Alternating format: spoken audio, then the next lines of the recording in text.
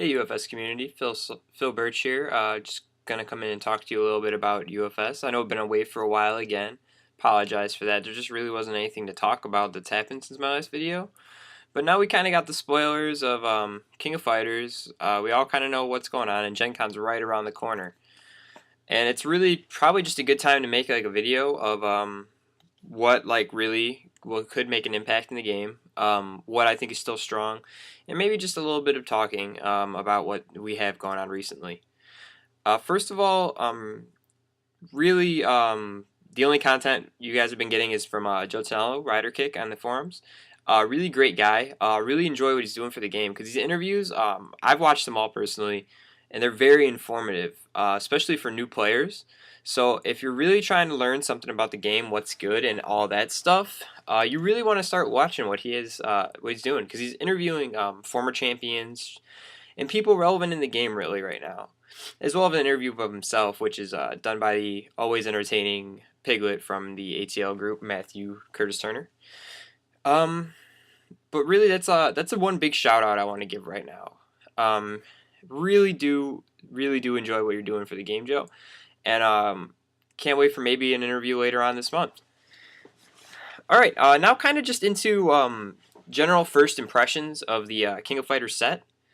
I really like what the set's doing. I do think there's a little bit of power creep from past sets maybe. And the attack base in general does look pretty strong in comparison to, say, a previous attack base. Excuse me. But overall, I don't think anything is too strong, and I don't really think that anything is going to necessarily break the game like we've had problems in past sets.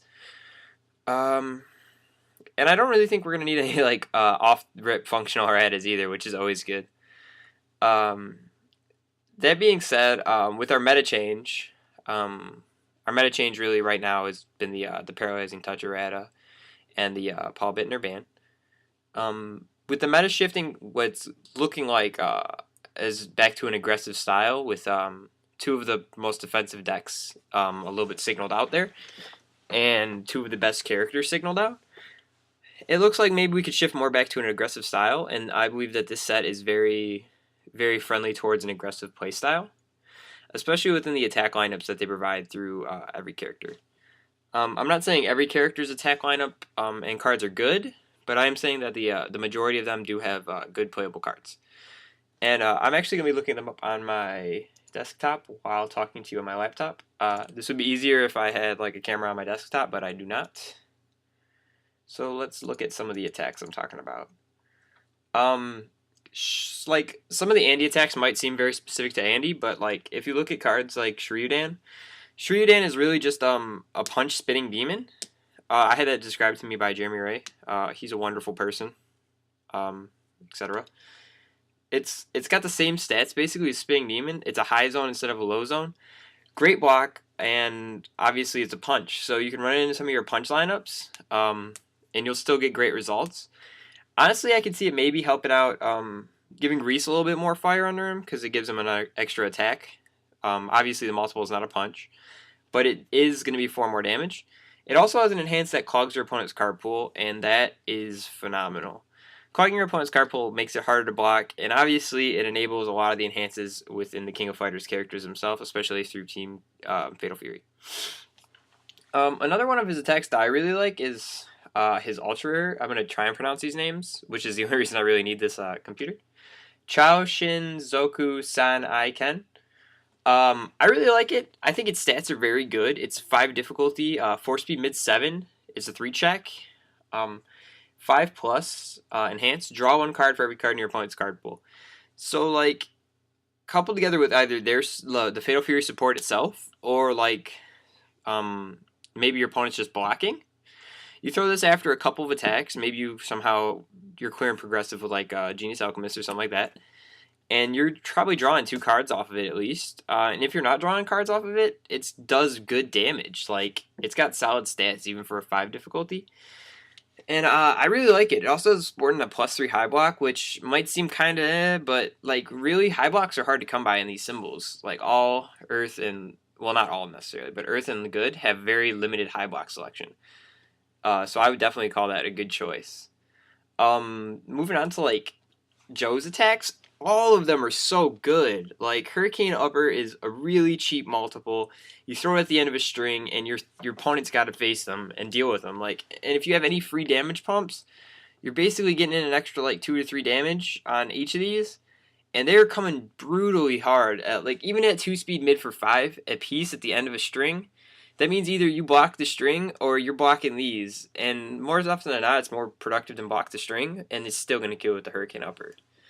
Screw Straight, great card, great stats, very, very, very well statted. 5 difficulty, 3 check, 5 mid for 5, +1 low block, ranged. And your opponent can't reverse it. Like, that is so key in this set. There's going to be a lot of cards you'll notice that cannot be reversaled.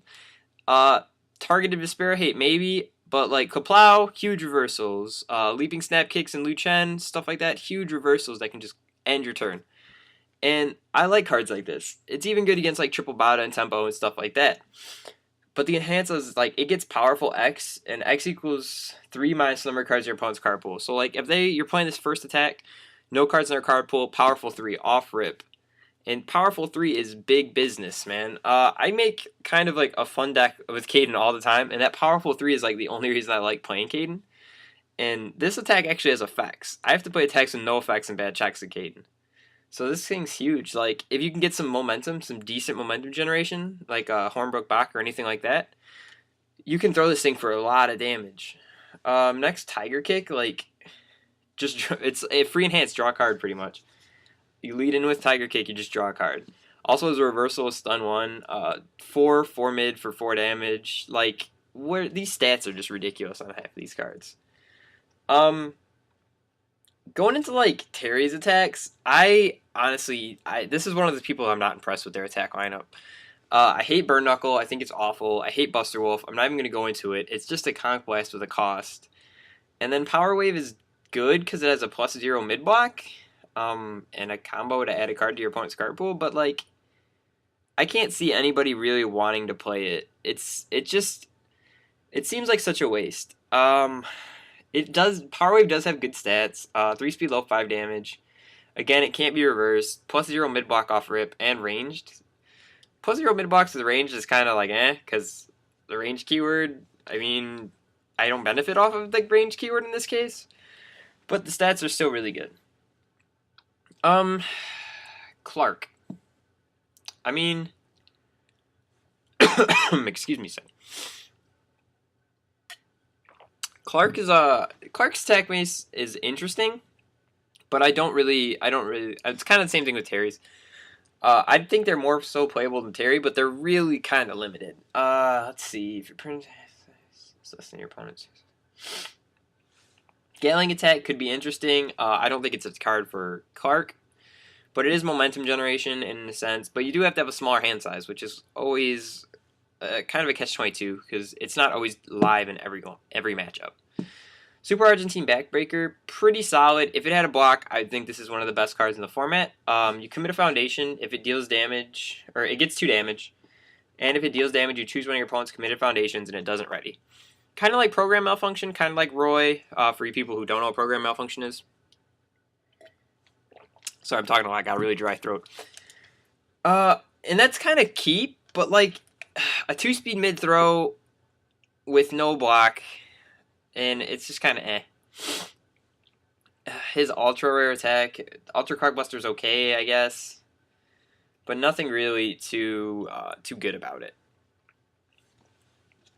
So like I said, Terry, Clark kind of have attack lineups, but they're not awful. The characters themselves, it's just their attacks are kind of lacking. Leona, on the other hand, has the best attack lineup in the set, hands down. Leona Blade, it's just crazy. If you're listening to any of the Joe Tonello videos, you'll talk about the ATL guys are hyping this thing to the moon, and it's like completely warranted hype. Very solid card outside of Leona, broken borderline card in Leona. It has a 2-check, but what good attack doesn't have a 2-check anymore? Combos off of ranged, it gets stun 3, and you ready all cards committed to pass the control check. So say you check shit, it happens. I mean, you get to ready all of those if you're comboing it, though. And that is just amazing thing. The Leona response, you discard it from your card pool to negate a response card. Like, that's crazy. That's clearing your card pool and your opponent's pretty much minusing. You're like, it's like double plus ups pretty much. Like 2 low block, just crazy, crazy good stats. Baltic Launcher is probably the most interesting attack in the set. It's 2 difficulty, 0 speed, mid for 4. Discard a card. If it's blocked, you can grab a copy of Baltic Launcher from your discard pile and add it to your hand. That's kind of cool. It's ranged, so it combos into Leona Blade. So you could be like Baltic Launcher, Baltic Launcher, Baltic Launcher, Baltic Launcher, Leona Blade, ready all that stuff. And that's like a really neat combo. Also ranged, plus it's just really good stats, because on a 2 difficulty, you can afford to just run that. Like, no matter the attack lineup, because this is 2 difficulty for like a pretty decent damage. Even with the 0 mid, you're still gonna gain off of it. And like, my favorite attack of hers is actually V-Slasher. I don't know if anybody else is really feeling the same, but like, free enhance, you draw a card if you had to commit a foundation to pass the control of the attack. So like, I think that's just a free replacement of itself, and I almost want to fail it sometimes, as long as I can fail it by 1. Which like leads to really good like scenarios like that. And then it has another free enhance, like, so it already has 2 free enhances. You reveal the top card of your deck. If it's a fire and good attack, this attack gets 2 damage. That's pretty sweet too. I mean, it's not likely, but it is something that like you could try and do, and if you get it off, it is really good. Moving on to Ralph. Honestly, I just want to skip Ralph. I don't think any of Ralph's cards are actually worth noting, and they all kind of are blah. Yeah, I'm just going to skip all of Ralph. I don't like any of his cards. Obviously, it's just a personal opinion and preference, so you guys can feel free to go back to him. Gonna move on to King's cards. Female King, obviously, from King of Fighters, not Tekken King. And like I like all of her attacks again. Much like I said, the support's either hit or miss for me. The first attack, Trap Shot. It's a 4 difficulty, 2 check. Multiple 3 reversal. That's crazy, first of all, because the Spirit can pick this up and obviously kill somebody with it, but like, I don't know, it just leads to a lot of crazy stuff. And enhance, if it deals damage, your opponent commits 1 foundation for each card in their card pool. So, like, that could be huge as a reversal. Obviously, you'd respond with King if you're playing King. You'd put a card into their card pool. They've probably already played cards because you're reversing. So, like, you could easily commit 3 cards with it and multiple 3 out and just do a big damage. Next is Tornado Kick 95. Just a very straightforward card.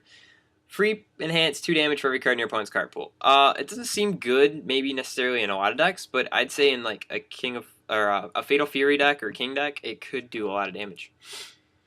And then like my favorite card of her support is Venom Shot. It's a kick, stun 3.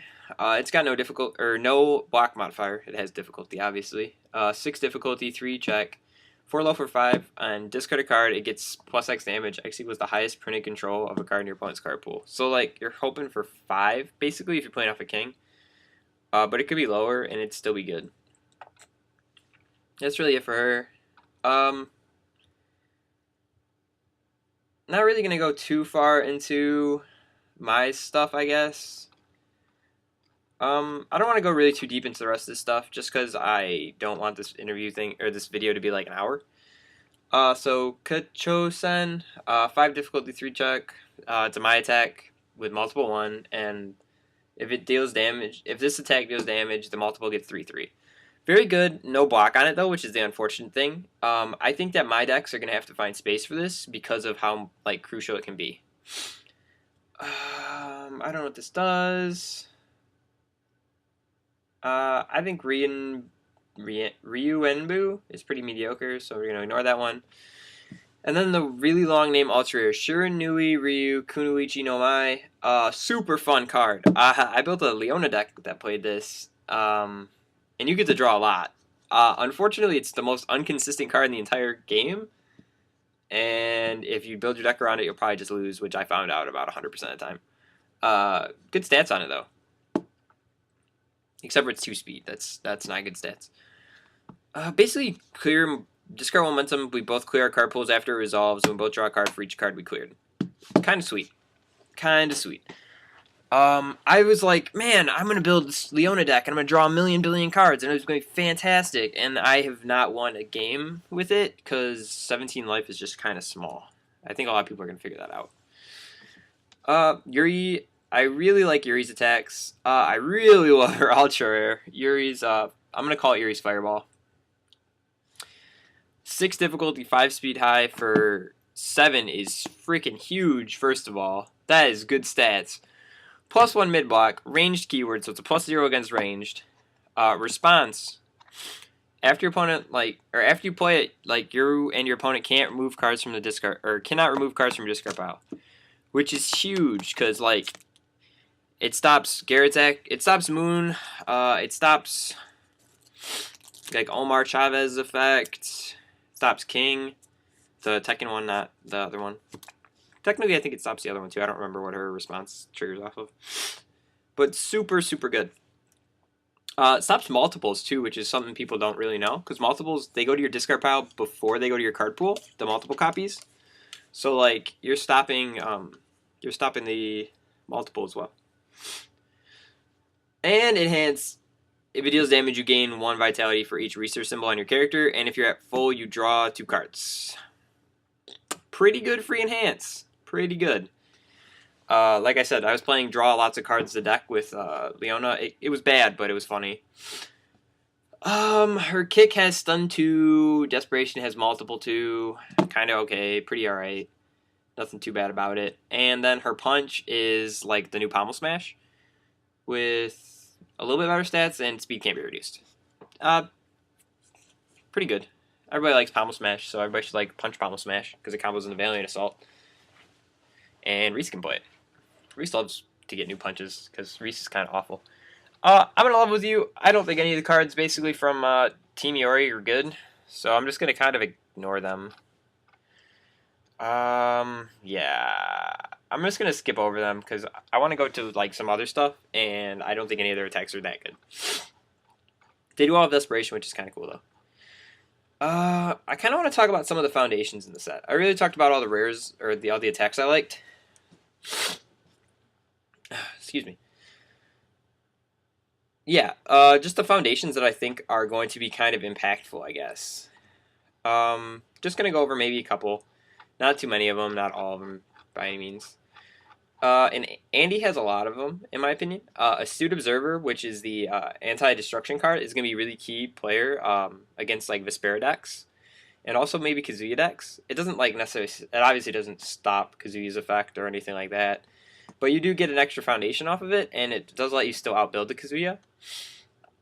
And it also has really mediocre filter effect on it. I'd almost compare it to a Holiday Cheer in the sense like that. Its first form, commit, discard a card, draw a card. I mean, you could do it if you have one of them out, just to filter a card. Not a big deal. Next, one of my favorite cards in the set is KoF13. It's really the response on this card that gets me. I was a really huge Undisputed Ruler fan, and that was one of my favorite cards in the King deck that I had back in the day. KoF13 is Undisputed Ruler, except it gets rid of all the keywords, and it only turns down instead of destroying itself. Crazy good. And it's an uncommon. Everybody should be playing these. Everybody should looking to get these. Freaking phenomenal. He's got the 1/5 where your tag gets a damage only play if there's no cards in your card pool. Decent spam. Not great. Pretty decent though. Joe though has pretty good foundations. Mostly I'm looking at Champion and Muay Thai here. You destroy it as an enhancer, reduce the speed something to 1. Can be very clutch. Obviously, people can still speed increase afterwards, so you're going to have to choose your timing wisely. And arc mid after the mid attack is played, you change it to a high. So it helps you block too. Pretty okay. I like Ladies Man. I don't think I'd ever play it, but I do like it. It's E, destroy 1 rate foundation, draw a card, playable while committed. Kind of neat. Not great. Nothing like that. Self-proclaimed legend. Super good card. Very good in Team Fatal Fury. Honestly, probably not playable very much outside of Team Fatal Fury, but not bad at all. Not bad at all. To Gender Male E, you stuff a card into their card pool. And then E, commit discard momentum, commit one card in your opponent's staging area. Only playable if there's no cards in your opponent's card pool. So it turns into a Pommel Smash, which is very good. So maybe it will see play outside of just Team Fatal Fury. I wasn't really thinking about that. I'm going to skip over Terry support. I don't really like it. Clark support. Orders from Hydrant's kind of cool. Kind of clogs the paralyzing touches into your card pool while having a static damage pump on it. Definitely a neat card. Don't like that. Hidden Laughter. Hidden Laughter sucks. That card is terrible. I want you to know that Hidden Laughter's Enhance is the exact same of Pride and Glory, except Pride and Glory is a 1/5 foundation with another effect on it. Hidden Laughter sucks. If you get anything out of the video, it's Hidden Laughter sucks. Don't play Hidden Laughter. Young Mercenary's good. Difficulty of cards can't be like increased, so Breaker 1,000,000 decks, which there's gonna be a lot of them, with like Ballistic Snapkick and Curse Corruption, stuff like that. Young Mercenary really is gonna be very good in those matchups. Very good sideboard choice, maybe even a main board choice, depending on your how you want to do. It also has E, destroy one committed foundation. Your opponent commits one card in their staging area, so pretty good. It's a 1-for-1, kind of like Maniacal Laughter. Once again, I hate all of Ralph's cards, so I'm just gonna skip over them. Muay Thai Prodigy in King support is pretty good as an anti-stun card off of water, but it only works for water and it's on a 1/4, so not really very notable. But her Ultra Rare Foundation is super good in a lot of situations. I would side deck it, I guess, just because those symbols all have like cards they want to play instead of it. But stuffing 2 cards that you choose from your opponent's card pool or from your opponent's discard pile into their card pool is very good. I mean, it's only playable during your turn, obviously, so you can't be like, okay, you're attacking me and you played Moon, I want to choose the card you mooned, put in there. But if you're attacking them and they moon, you can absolutely choose whatever card they chose and put it into their card pool. Super solid, unique foundation. Unfortunately, Earth has about 1,000,003 difficulty unique foundations that are all playable. Water has 1,000,000 choices. Life doesn't have room for this card. So it's like a really solid sideboard choice. I don't really like my cards except for Unwavering Resolve. 1/5 anti-stun, pretty much. You discard momentum after one of your foundations is committed. You ready a foundation that hasn't been readied. Not necessarily negating the stun, but it does try to cancel it out and lets you ready stuff that's good. It also has Destroys Foundation to cancel a form ability on a foundation. Pretty good. Excuse me. Yuri's got Stunning New Look. Kind of interesting card. Draw a card if you're at full vitality. Form commit. It's got Breaker on it. Water Enhance. Discard all cards from your card pool only playable during your opponent's turn. Interesting, not great. All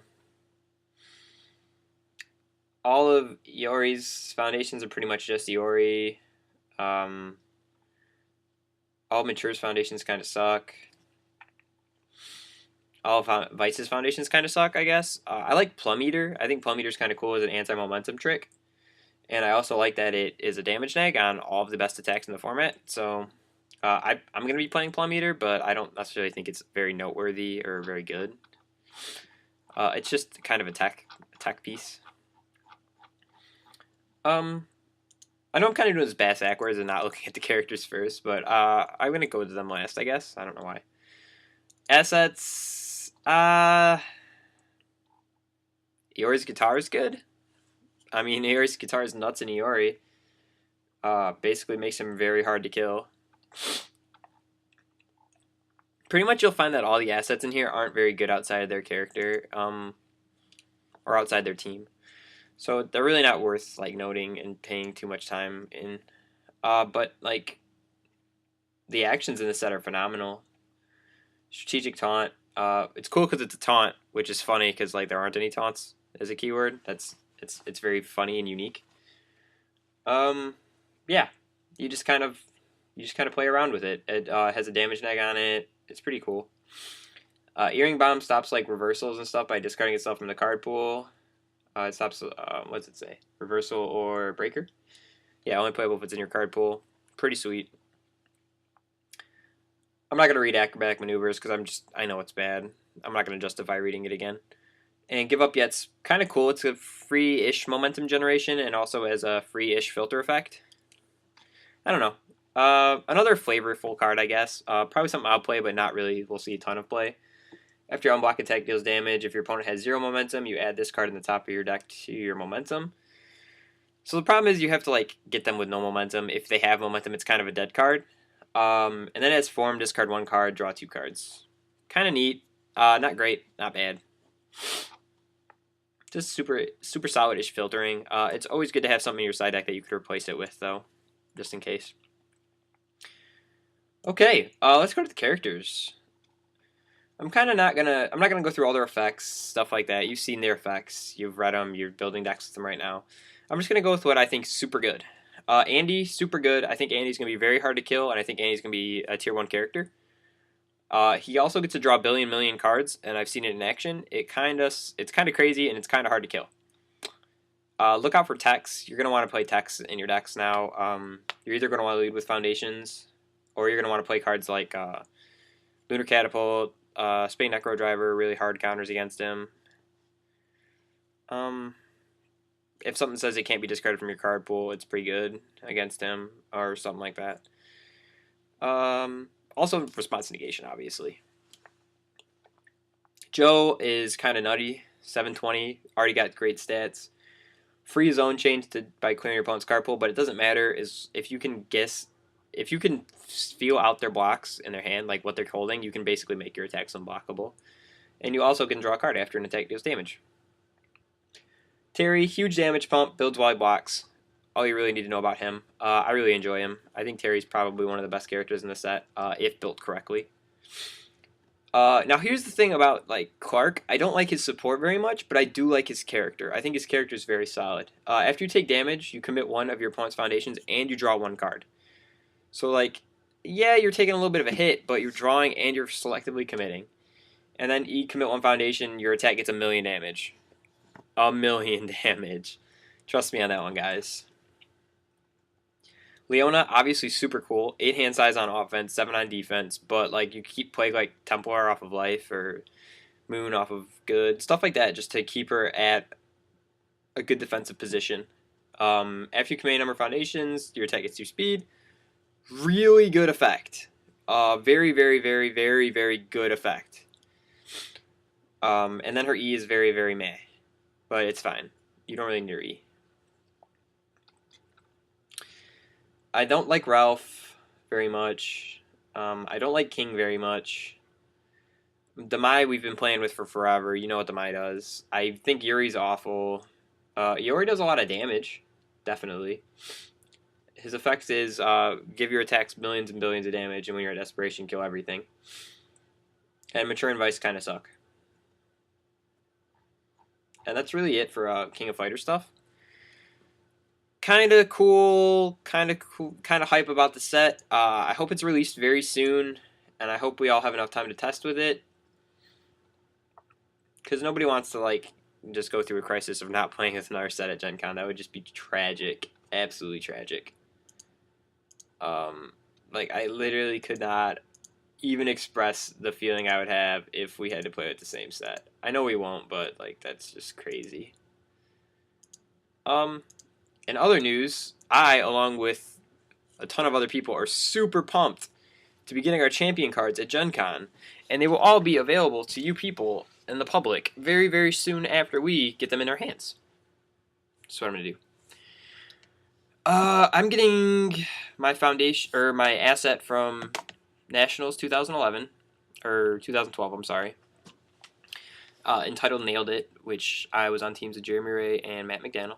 Super fun games. I won it with King.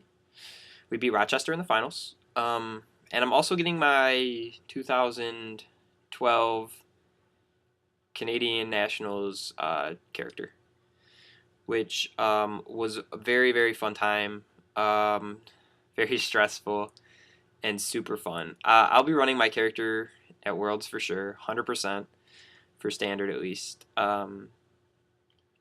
the build I have right now is not going to be very fun for teams, so I'm not gonna play it in teams. I'm gonna bring back an old classic in teams, I think. For you guys that know me, I'm a really huge King from Tekken fan in this game. I think I'll be busting that out and blowing off the cobwebs and all that stuff, trying to get a win with him. I think he gets a couple good tools in the next set, or in King of Fighters, I should say, the current set coming out, and becomes a very, very, very, very good teams deck once again. And the thing about teams is your deck doesn't have to necessarily be great in standard. It just has to be good in teams, because teams is a whole different beast. You get to choose your matchup, basically, and you get to try and dodge bad matchups. Not really completely set on my team. I'm going to have Joe Horth. He's from Indiana now. He was from Michigan last year. On my team, and potentially the return of Stephen Jones, who top forward in 2011, along with me. And I'm hoping that will be a really solid lineup and being able to have a lot of fun along the way with everybody. And Gencon is literally something I want to talk about right now with just everybody.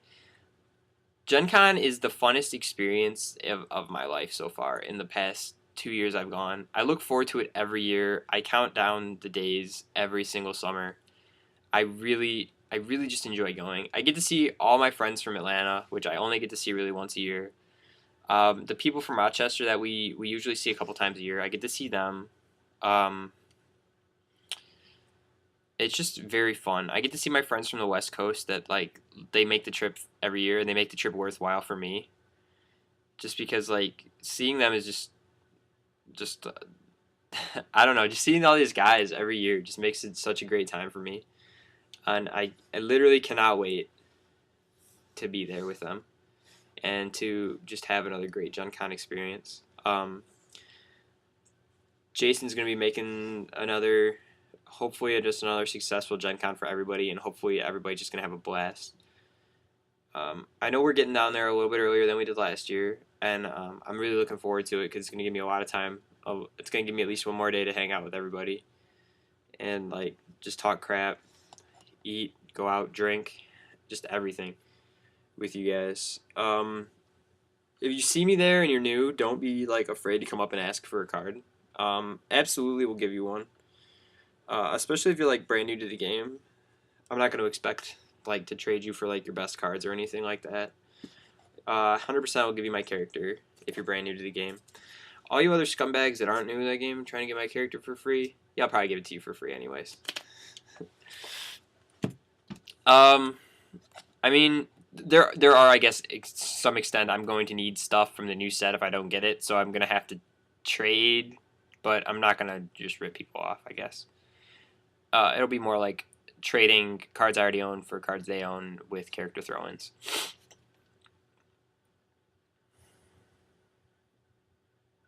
I don't know. It's going to be a great time, guys.